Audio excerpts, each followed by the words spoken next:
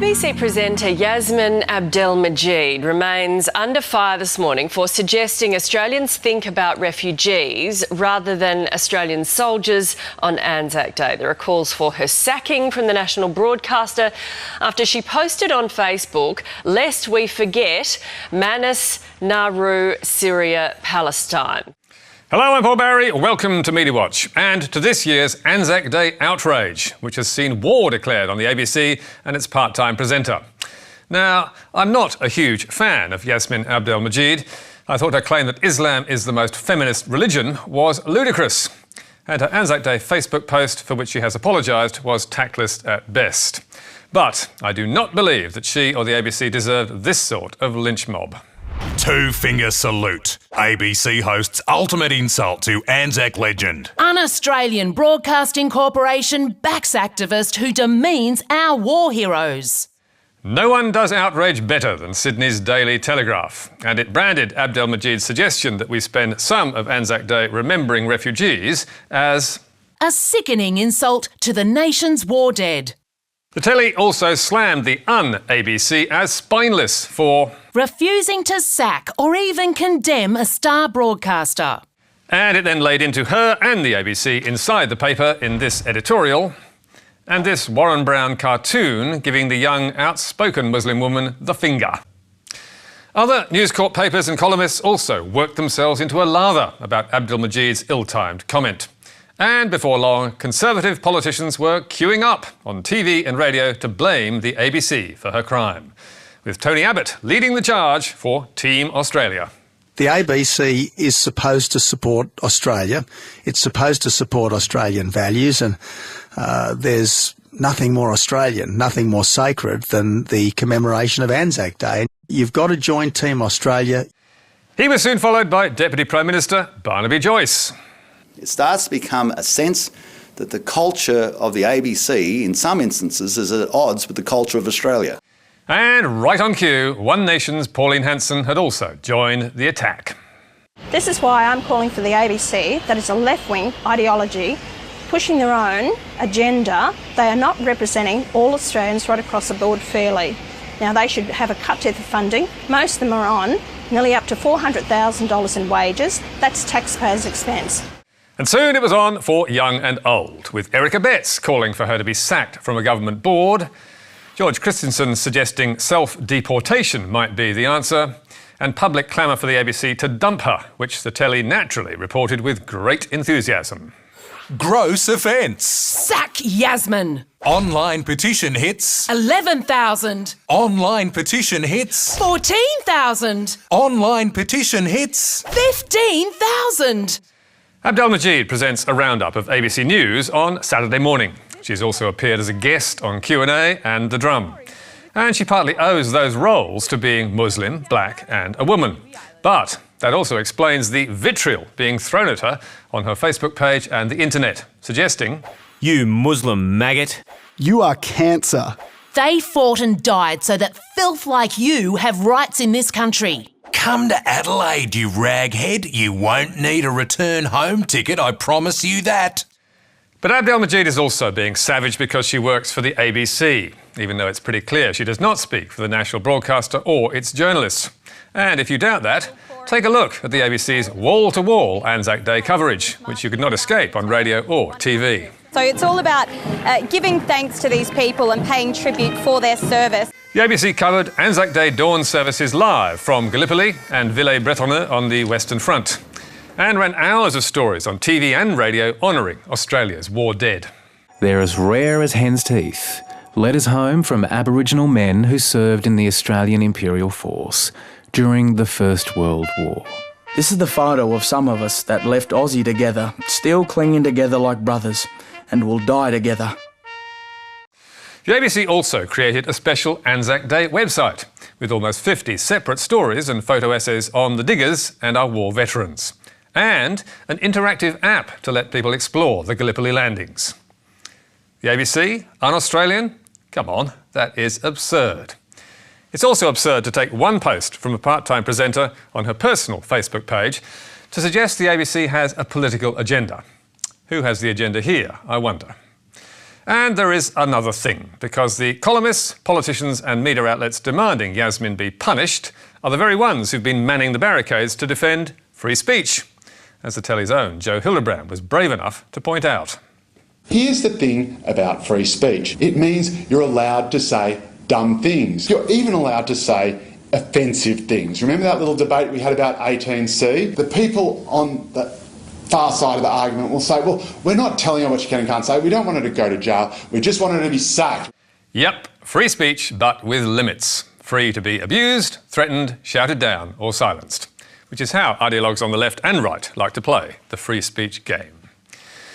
But now let's have some fun and check out some of the month's cracking headlines on news.com.au and the Daily Mail.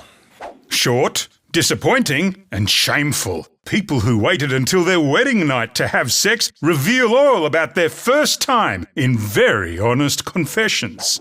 Pilot reveals terrifying tale of a near-disaster experience while the passengers remained blissfully unaware. I lost 12 hours of my life and I have no idea what happened. People who are convinced they've been abducted by aliens share their very bizarre stories. Unbelievable, eh? And with one thing in common. They're all ripped from Reddit, aka the front page of the internet, which is a huge and mostly anonymous online forum famous for aggregating the good, bad and the weird and sending it viral, like this salacious story from last year. Woman takes to Reddit to beg users for advice after finding out she and her fiancé are half-siblings, revealing that her partner has known for a year, but hid the truth for fear of losing her.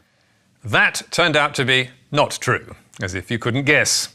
With the author of the fake news story telling crikey, it was a hoax designed to expose how the media shamelessly rips and repurposes anonymous Reddit posts with no attempts at verification. And had any journalists bothered to check the story before jumping into bed? Not according to the hoaxer. Press outlets like the Daily Mail, the Herald Sun, Uprocks and many others did not reach out for comment verification and did not mention that they failed to do so. So, did journalists learn from that mistake and clean up their act? No. 2 weeks later, they got caught again. Melbourne landlord blasted for installing coin-operated toilet. Stingy landlord makes tenant pay per flush. And this time, Seven even got its panel of in-house experts to discuss the yarn. It's a bit rough to expect tenants to pay $1 to flush the loo, isn't it? Oh, of course it is, but I'm worried about inflation. So, was a landlord out there really making you pay per poo? No. And by the time Seven went to air, Reddit users had already realised that the story smelt. Please let this be a statement about fake news. Also, hi to Media Watch. Hi to you too. So, did 7:10 on News Corp check before putting the toilet on the telly? No, the hoaxer told Media Watch. The only media outlets to try contacting me before running the story were The Age and BBC News. And they decided not to publish when he did not respond. So, has the Australian media now learned not to recycle Reddit as fact-based news? No again. During April, the Daily Mail published 33 stories pilfered from Reddit users, or more than one a day. Mamma Mia, meanwhile, is up to 23 this year. And news.com.au has run 18, including this story 2 weeks ago about penis-patterned pillows, based on a post from a user called Waffle Twat. So, why do they do it? Pressure of time, space to fill, and clicks to get. And as one former Daily Mail staffer told us anonymously, they are encouraged to do it. The editors were instructing us to go on Reddit daily. You don't want to do it, but it's a way to get clicks easily. And were they told to check? Not exactly. Once a video had been posted on Reddit, I thought it looked fake, and I said to an editor, "Are we sure this is legit? It might be fake." The response was, "Who cares when it'll get the clicks?" And that is the motto, it seems, of a lot of modern online news, as it struggles to stay afloat. And talking of struggling, let's look at Australia's most popular television network, or so you'd think from its triumph on TV's glitzy Night of Nights. And the TV Week Logie goes to... Have you been paying attention? And the TV Week Logie goes to... Let's have a look, Todd. From Channel 10. Waleed Ali. Yes, it was a huge night for Channel 10 at the annual Logie Awards last week, scoring 8 statues, more than any of its rivals. So, surely all these popular programmes must be adding up to big bucks for shareholders. Well, no. Channel 10 has announced half-year losses today of $232 million. Now, it's also made a fairly dramatic warning that it needs to get its debt financing renegotiated and secured, otherwise its future could be in doubt. Future in doubt? What on earth's going on? Well, those 10 hit shows aren't as popular as you might think. In fact, Gogglebox has been the highest rating among them this year, and the only one competitive in its time slot. Meanwhile, The Biggest Loser, one of 10's so-called tent-pole franchises that's supposed to hold up the network, has been a disaster, and another, The Bachelor, has been shedding viewers.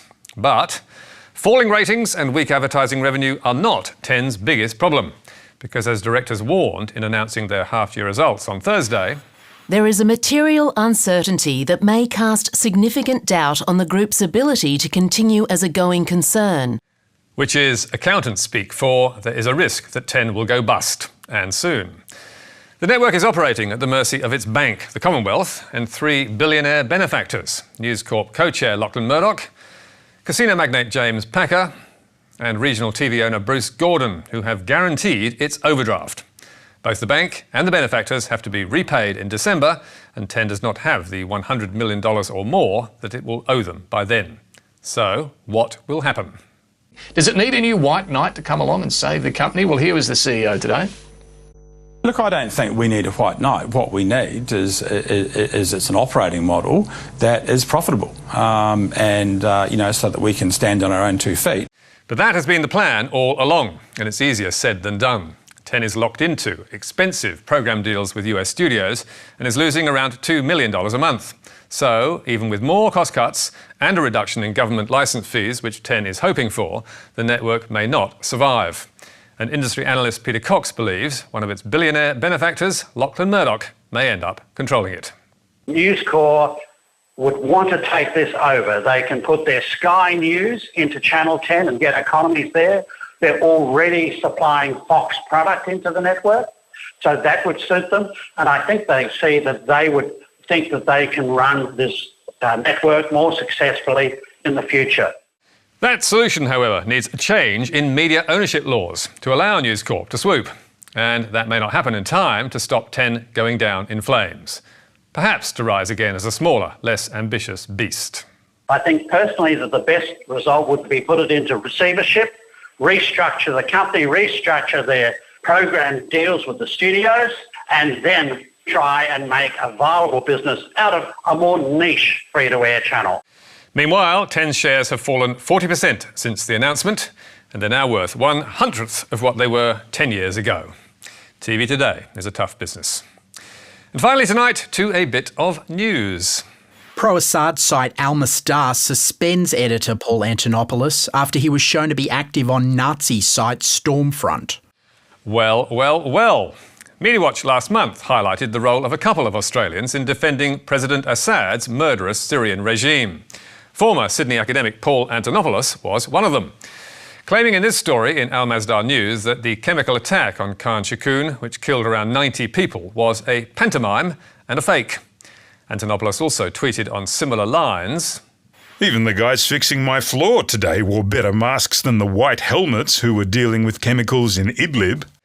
This weekend, Antonopoulos was stood down and then forced to resign from his job as Al Masdar News' deputy editor after it was revealed he had posted race-hate comments 10 years ago on a pro-Nazi website called Stormfront.